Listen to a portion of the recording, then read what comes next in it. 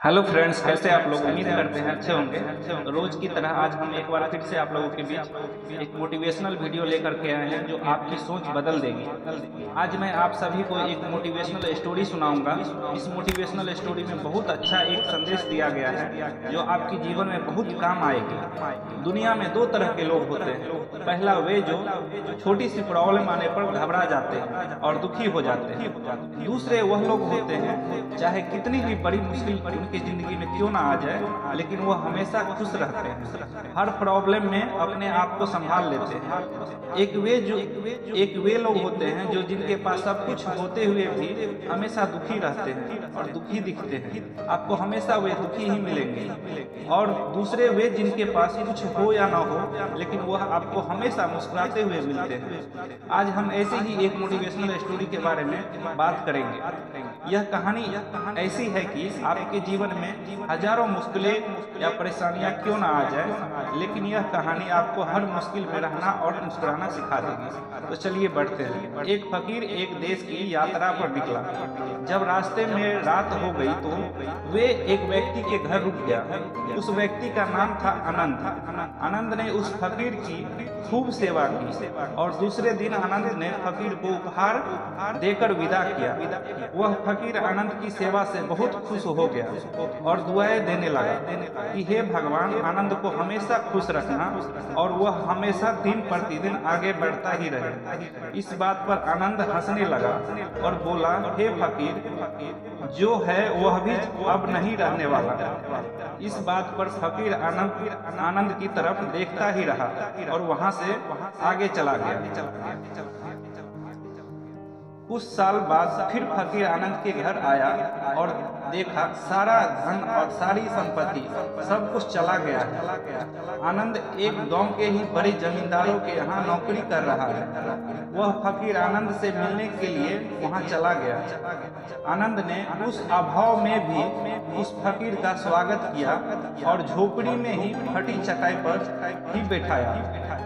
उसके पास खाने के लिए जो रूखी सूखी रोटी थी वह खाने के लिए फकीर को दे दिया। जब फकीर वहां से जाने लगा तो उसके आंख में आंसू था और फकीर कहने लगा, हे भगवान, तुमने यह क्या किया?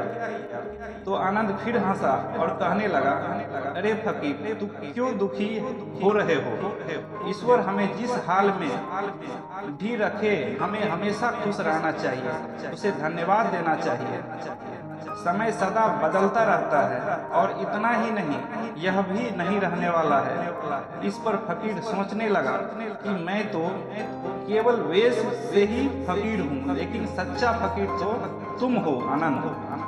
कुछ साल बाद फिर से यात्रा पर निकला और आनंद से मिला और देखा तो देखता ही रह गया, क्योंकि सब कुछ बदल चुका था। आनंद अब जमींदारों का जमींदार बन चुका था।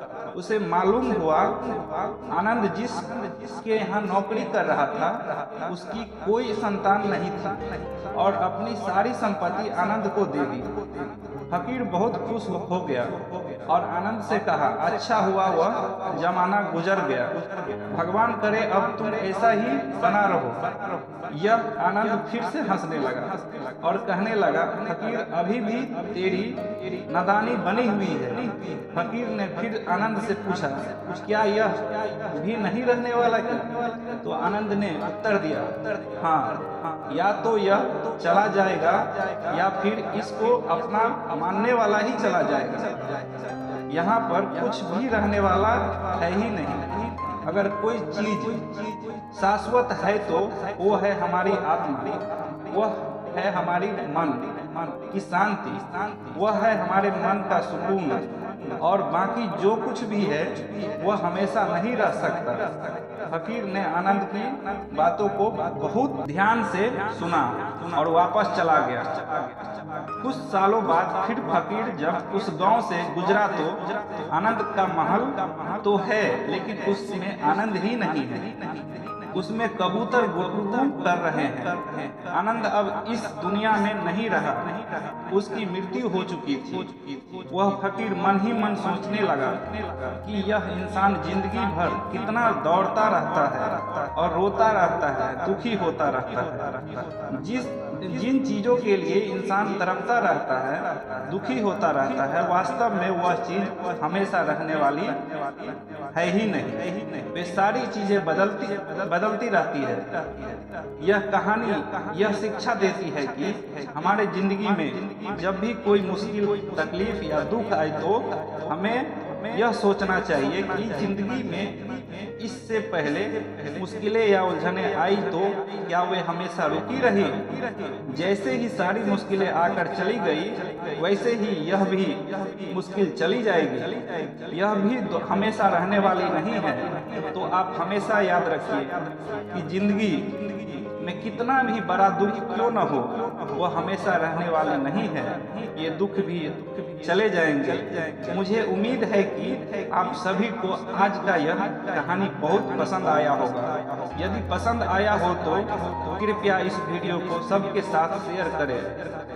और मेरा चैनल अभी तक आप सब्सक्राइब नहीं किए हैं तो कृपया चैनल सब्सक्राइब कर लीजिए। धन्यवाद। मिलते हैं फिर अगले वीडियो में।